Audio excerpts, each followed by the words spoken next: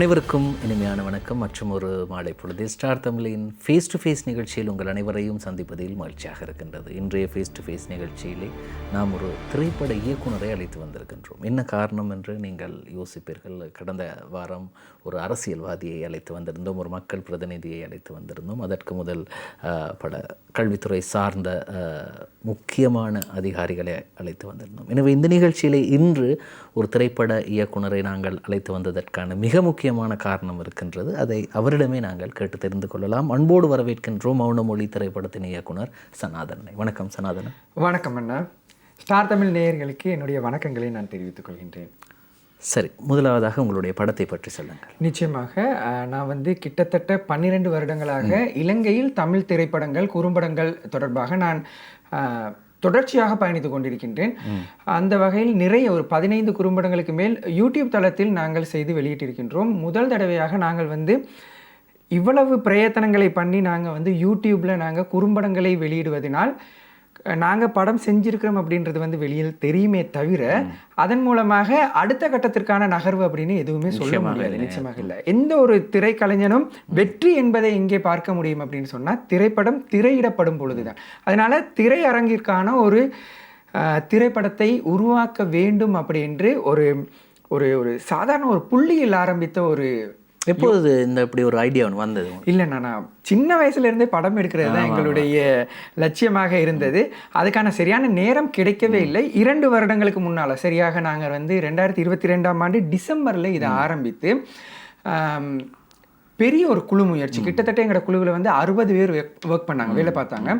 அந்த 60 பேருடைய மிக அதாவது அவங்க வீட்டுக்கே போக மாட்டாங்க. எங்களுக்குன்னு ஒரு இடம் இருக்கும். அந்த இடத்துலையே நைட்டெல்லாம் ஸ்டே பண்ணி அடுத்த நாளுக்கான என்னென்ன ஒர்க் அப்படின்றது மாதிரியாக திட்டமிட்டு 20 நாளில் படப்பிடிப்பு முடிக்கணும் அப்படின்னு பிளான் பண்ணோம். 18 நாளில் நாங்கள் ஷூட்டிங்கை முடிச்சிட்டோம். அதுக்கு காரணம் அந்த குழு முயற்சி தான். ஆனால் அப்படி முடித்தாலும் கூட இலங்கையில் இருக்கிற அந்த பொருளாதார பிரச்சனைகள் உங்களுக்கு தெரியும் தானே. ஒரு விடயத்தை நாங்கள் முடிக்கிறதுக்கு பொருளாதாரம் எங்களுக்கு சப்போர்ட் பண்ணாது. அதனால எங்களுக்கு என்ன ஆச்சுன்னு சொன்னால் 2023ஆம் ஆண்டு மார்ச் மாதம் முடிக்கப்பட்ட படப்பிடிப்பு 2025ஆம் ஆண்டு இப்போ தான் எங்களுக்கு படத்தை திரையிடுவதற்கான வாய்ப்பே கிடைச்சிருக்கு. அந்தளவுக்கு நாங்கள் நிறைய விடயங்களை இதற்குள்ளே கொண்டு வர்றதுக்காக முயற்சி செய்து இப்போ தான் அதுக்கான பலன் இருக்குது. வருகின்ற நவம்பர் மாதம் இலங்கையில் குறிப்பிடத்தக்க சில திரையரங்குகளில் ஒரு குறிப்பிடத்தக்க காட்சிகளை நாங்கள் திரையிட போகின்றோம் எங்களுடைய மௌனமொழி திரைப்படத்தை. இப்போ இதில் நிறைய பேர் ஒர்க் பண்ணியிருப்பாங்க. குறிப்பிடத்தக்க யார் சார் இருக்கிறாங்களா அல்லது மற்ற கலைஞர்களை பற்றி நீங்கள் சொல்லுங்கள். நிச்சயமாக இந்த திரைப்படத்துக்கான மிக முக்கியமான ஒரு கலைஞராக நான் ஒளிப்பதிவாளர் வினோத் ரோன் அப்படின்றவர் சொல்லுவேன். அவர் இப்போ நீங்கள் பார்த்தீங்கன்னு சொன்னால் நிறைய இளைஞர்கள் திரைப்படங்களை உருவாக்க வேண்டும் அப்படின்னு சொல்லி கொழும்புலையும் சரி மலையகத்திலும் யாழ்ப்பாணத்திலும் முயற்சி செய்து கொண்டிருக்கும் பொழுது அவர்களுக்கான ஒரு உதவியாக இந்த வினோத் ரோன் இருக்கிறாரு. உடனே இவரை அவர் பேமெண்ட் வாங்க மாட்டாரா? என்ன மாதிரி இல்லை, பேமெண்ட் நீங்கள் மற்ற கலைஞர்களுடன் ஒப்பிடும் பொழுது பேமெண்ட் வாங்க மாட்டார்.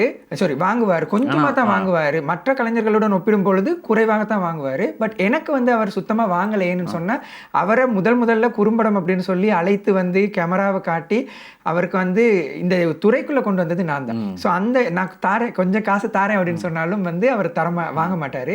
ஸோ எனக்காக அதாவது அவர் எப்படி ஒர்க் பண்ணாருன்னு சொன்னால் உட்காரவே மாட்டார், பம்பரம் மாதிரி சொல்லிட்டு இருப்பார். எனக்கு திடீர்னு இந்த ஷொட்டை இப்படி வைங்க அப்படின்னு ஐடியா வந்துக்கிட்டே இருக்கும்.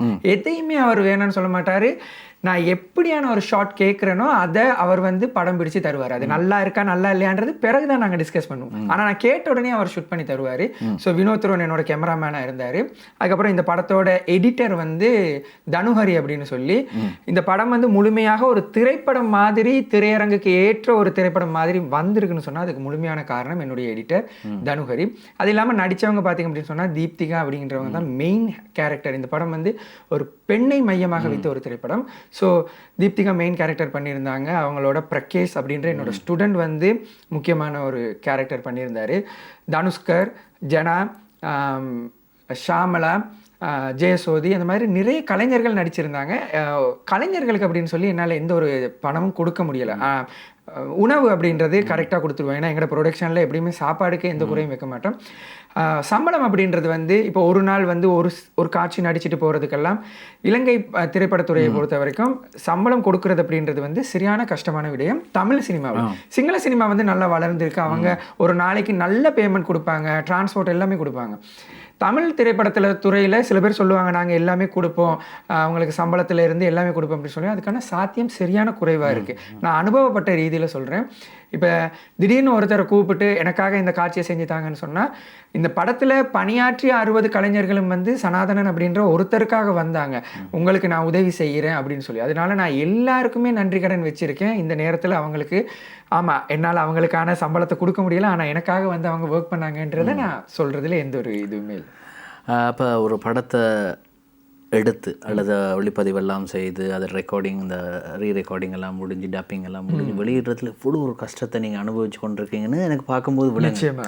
அதை உங்களை போன்ற இன்னும் இயக்குநர்கள் வந்து இதே கஷ்டத்தை அனுபவிச்சுட்டு தான் நிறைய பேர். நீங்கள் அதை இந்த காலப்பகுதியில் அனுபவித்த சில கஷ்டங்களை சொல்லுங்கள். சில கஷ்டம் அப்படின்னா என்னென்னா, இப்போ பொருளாதாரம் மிக முக்கியமான கஷ்டம். ஏன்னா திடீர்னு ஒரு விடயத்தை நாங்கள் யூஸ் பண்ணக்குள்ள ஒரு லைட் வந்து எக்ஸ்ட்ராவாக தேவைப்படுதுன்னா அந்த லைட்டுக்கான பேமெண்ட் எங்ககிட்ட, ஏன்னா நாங்கள் வந்து பட்ஜெட் திட்டமிட்டு தான் நாங்கள் செஞ்சோம்.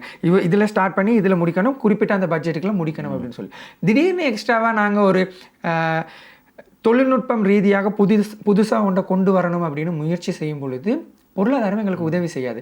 இப்போ இந்த இடத்துல 2 பேர் பேசிக்கிட்டு இருக்கிறாங்கன்னா அதை ட்ரோன் ஷாட் வச்சு எடுத்தால் நல்லா இருக்கும். ஆனால் அந்த ட்ரோனுக்கான பேமெண்ட், அதை இயக்குறவருக்கான அமௌண்ட், அவர் வந்துட்டு போகிறதுக்கான டிரான்ஸ்போர்ட், ஆனால் எடுக்க வேண்டியது ஒரே ஒரு ஷாட். ஒரே ஒரு ஷாட்டுக்காக நாங்கள் அப்படி ஒரு 30,000 ரூபாயை செலவழிக்க முடியுமானா நிச்சயமாக எங்களோட பட்ஜெட் அதுக்கு சப்போர்ட் பண்ண. ஸோ இதுகள் மாதிரியான விடயங்கள் தான் நாங்கள் பார்த்த சவால்கள் அப்படின்னு சொல்லலாம் இலங்கையை பொறுத்த வரைக்கும். இன்னொன்று, படம் எடுக்கிறது கூடன்னா பெரிய விஷயம் இல்லை, எடுத்துடலாம் உங்ககிட்ட இருக்கிற ஆக்களுடைய சப்போர்ட் எல்லாம் வச்சு. ஆனால் திரையிடுறது வந்து அதை விட ஒரு கடினமான விடயம். இலங்கையை பொறுத்த வரைக்கும் திரையரங்கு வந்து இலங்கை திரைப்படங்களுக்கு, அதுவும் தமிழ் திரைப்படங்களுக்கு முக்கியத்துவம் கொடுக்கறது சரியான குறைவு. நீங்கள் பார்த்தீங்கன்னா சிங்கள திரைப்படங்களே இப்போ கொஞ்சம் தியேட்டரில் தான் போகுது. எல்லாமே தமிழ் திரைப்படங்கள், இந்திய தமிழ் திரைப்படங்களை போட்டுட்டாங்க. ஏன்னா எதில் காசு வருகுதோ, அவங்க வியாபாரிகள் தானே, எதில் காசு வருகுதோ அதை போட்டு தான் அவங்க எடுக்க பார்ப்பாங்க. அப்போ அவங்கக்கிட்ட போயிட்டு இலங்கை கலைஞர்களை நீங்கள் ஊக்குவிக்கணும், அவங்களுக்காக சப்போர்ட் பண்ணணும் அப்படின்னு கெஞ்சி கேட்டு, அவங்களே நல்ல பேர் நிறைய பேர் இருக்காங்க நல்லவங்க, அவங்க 1-2 படத்தை எங்களுக்கு கொடுத்தா கூட அதுக்கான முழுமையான தொகையை நாங்கள் திரையரங்குக்கு கொடுக்க முடியுமான்னா இது வரைக்கும் இலங்கையில் நடந்ததில் 50% மாணவர்கள் மட்டும்தான் அதை சாத்தியப்படுத்தி இருக்காங்க. நீங்கள் சொல்கிறீங்க தமிழ் துறையில். சிங்களம் வந்து ஓகே, அவங்களுக்கான ஆடியன்ஸ் இருக்காங்க, அவங்களுக்கு மார்க்கெட் இருக்குது, பிஸ்னஸ் இருக்குது, அவங்களுக்கான தியேட்டர்ஸ் இருக்குது, அவங்க எப்படியாவது அந்த ஏதாவது ஒரு வழியில் டிவியில் போட்டால் கூட அவங்களுக்கு காசு வந்துடும்.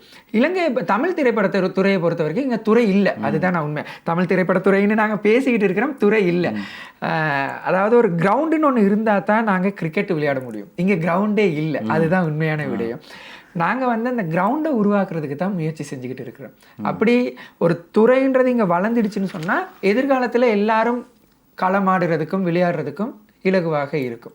அதுதான், அதாவது திரையரங்குகள் முதல்ல இலங்கை தமிழ் திரைப்படங்களுக்கு முக்கியத்துவம் கொடுக்க வேண்டிய ஒரு நிலை வரணும். அப்படி வந்தால் இங்கே சாதாரணமாக இந்தியாவில் எப்படி ஒரு வருஷத்துக்கு 200 படங்கள் வருகுதோ அந்த மாதிரி இங்கே நிறைய சாதாரணமான திரைப்படங்கள் வரும். திரைப்படங்கள் வந்தால் இயக்குனர்கள், நடிகர்கள் எல்லாம் கலைஞர்களாக அடையாளம் காணப்படுவார்கள்.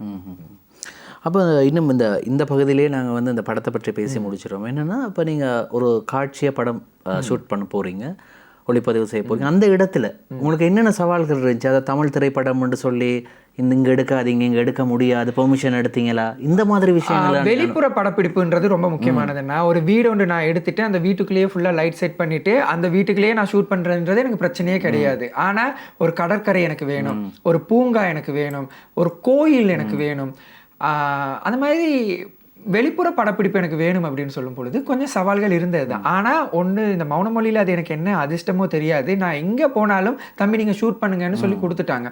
நாங்களும் அவர்களுக்கு பெருசாக தொந்தரவு இல்லாமல் மோதர விஷ்ணு கோயிலில் எங்களுடைய படத்தில் ஒரு மிக முக்கியமான சீன் நடந்திருக்கு. அதுபோல் மோதர விஷ்ணு கோயிலெல்லாம் அனுமதி கிடைக்கிறது கஷ்டம். நான் போய் கேட்ட உடனே அவங்க என்ன, நான் வந்து அது தெரியாது, அவங்க வந்து அனுமதி கொடுத்துட்டாங்க. அதுவும் வந்து இந்த கோயில் நட சாத்தின பிறகு இருக்கிற ஒரு சின்ன கேப், ஒரு 2 மணி நேரம் தான் கொடுத்துருந்தாங்க. அதுக்குள்ளே நாங்கள் ஷூட் பண்ணி முடிச்சிட்டோம். படத்தில் அது ஒரு மிக முக்கியமான இடத்துல வருது. அதே மாதிரி மலையகத்தில் ஒரு ஊர் கோயில் மாதிரி இருக்கணும் அப்படின்னு ஒரு ஆசைப்பட்டு போனது. நிறைய இடங்கள்ல தேடி கிடைக்கல. அவங்கக்கிட்ட அங்கேயும் ஒரு அருமையான கோயில் வந்து கொட்டகலையில் ஒரு அருமையான கோயில் ஒன்று இருந்துச்சு. அந்த கோயில்லையும் நாங்கள் ஷூட் பண்ணுறதுக்கு அனுமதி கிடைச்சிச்சு. ஆனால் அவங்க சொன்னாங்க உள்ளுக்குள்ளே வேணாம், கோயிலை சுற்றி இருக்கிற வளாகத்தில் ஷூட் பண்ணுங்கன்னா கோயில் அழகாக தெரியுது, அதை சுற்றி நாங்கள் ஷூட் பண்ணோம். ஸோ எனக்கு ஆனால் உண்மையிலே என்ன அனுமதி கிடைக்கிறது இலங்கையை பொறுத்த வரைக்கும் சரியான கஷ்டம். இதே நீங்கள் விக்டோரியா பார்க் மாதிரியோ இல்லாட்டி கோல்ட் ஃபேஸ் மாதிரி ஒரு இடத்துக்கு நீங்கள் போகிறீங்கன்னு சொன்னால் அங்கே நீங்கள் ஒரு சின்ன அமௌண்ட் ஒன்று பே பண்ணி போலீஸ் அனுமதியை பாதுகாப்பு அமைச்சில் பெர்மிஷன் எடுக்க இருக்கு. அதே நேரத்தில் எங்களோட படத்தில் வந்து பஸ் ஸ்டாண்டில் ஒரு ஷூட்டிங் ஒன்று செய்யணும். அதுக்கும் வந்து மெயினான ஒரு இடத்துல ஷூட் பண்ண சொல்லி கேட்டாங்க. ஆனால் நாங்கள் வந்து அப்படி தான் பண்ணணும், அனுமதி வாங்கி தான் பண்ணணும். அதுதான் நல்லதும் கூட. ஏன்னா எல்லாரையுமே நாங்கள் அனுமதிச்சிட்டா யார் நல்லவங்க யார் கெட்டவங்கன்னு தெரியாது. ஆனால் இந்த படத்தை பொறுத்த வரைக்கும் அனுமதி எல்லாமே எனக்கு கஷ்டப்படாமலே கிடச்சிச்சு. அது என்ன அதிர்ஷ்டமோ தெரியாது. கொழும்பு பெட்டா பஸ் ஸ்டாண்டில் ஒரு சீன் ஷூட் பண்ணோம், கோல்ட் ஃபேஸில் ஷூட் பண்ணோம், நிறைய இடங்களில் நாங்கள் படப்பிடிப்பு செஞ்சோம். ஆனால் எதுக்குமே வந்து எனக்கு அனுமதிக்கு நான் கஷ்டப்பட்டேன் அப்படின்னு சொல்லவே இல்லை. எல்லாமே இலகுவாக எனக்கு கிடைச்சிது. எல்லாருக்குமே நான் இந்த நேரத்தில் நன்றி சொல்லிக்கிறேன். குறிப்பாக நீங்கள் யார் யாருக்கெல்லாம் நன்றி சொல்கிறீங்க? அதாவது அப்படின்னு ஒரு கடை இருக்குதுன்னா கொச்சி கடையில் அந்தோனியார் சர்ச்சுக்கு பக்கத்துலேயே இருக்குது. அவங்க கடையில் வந்து என்ன முக்கியமான இந்த படத்தில் வர்ற முக்கியமான சீன் வந்து என்னென்னா, கதாநாயகி வந்து ஒரு துணிக்கடையில் ஒர்க் பண்ணுறவங்க. அந்த துணிக்கடையில் சேல்ஸ் கேர்ளாக இருக்கிறாங்க. அப்போ நான் நிறைய துணிக்கடையில் போய் கேட்கக்குள்ள எதுவுமே எனக்கு சட்டிஸான மாதிரியும் இல்லை. அவங்களுமே தரமாட்டோம், ஷூட்டிங்குக்கு ஆட்கள் க்ரௌடெல்லாம் வருவாங்க அப்படின்னு சொல்ல மட்டும்தான் எங்களுக்கு தந்தாங்க. அவருக்கு அந்த நன்றி தெரியும். அந்த நன்றியை நாங்கள் அவருக்கு தெரிஞ்சோம். ஏன்னா அந்த படத்தில் மிக முக்கியமான இடத்துல அந்த நிறைய பேர் அப்படி வாய்ப்பு தரமாட்டாங்க. அப்போ நாங்கள் வந்து அதுவும் நாங்கள் வந்து ஷூட் பண்ணது நைட் 9லேருந்து நைட் 12 வரைக்கும். அப்போ அவங்க ஃபுல்லாக இருந்து ராத்திரி 12 மணி வரைக்கும் இருந்து எல்லா லைட்டையும் போடுறதுக்கு அலோவ் பண்ணி, ஏன்னா அவங்களோட ஒர்க்கிங் டைமில் நாங்கள் டிஸ்டர்ப் பண்ண முடியாது. அவங்க முழுமையாக எங்களுக்கு உதவி செஞ்சாங்க. அதுபோல் மோதிர விஷ்ணு கோயிலுக்கு அதுபோல் நிறைய பேர் வந்து எனக்கு ஆதரவு கொடுத்தாங்க. அதாவது புதிய அலைக்கலை வட்டம்னு ஒரு அமைப்பினர் இருக்கிறாங்க. அந்த அமைப்பினர் ராதா மேத்தா, சண்மு அண்ணா, அவங்கெல்லாம் எப்போ நாங்கள் எந்த உதவி கேட்டாலும் அவங்களோட சைட்ல இருந்து முழுமையான உதவியை தர்றதுக்கு தயாராக இருக்காங்க. அந்த மாதிரி நிறைய பேர் என்ன இருக்கிறாங்க. சரி, நிறைய விடயங்களை நாங்கள் தொடர்ந்து பேசலாம். ஸ்டார் தமிழின் ஃபேஸ் டு ஃபேஸ் நிகழ்ச்சியில் ஒரு சிறு விளம்பரம்.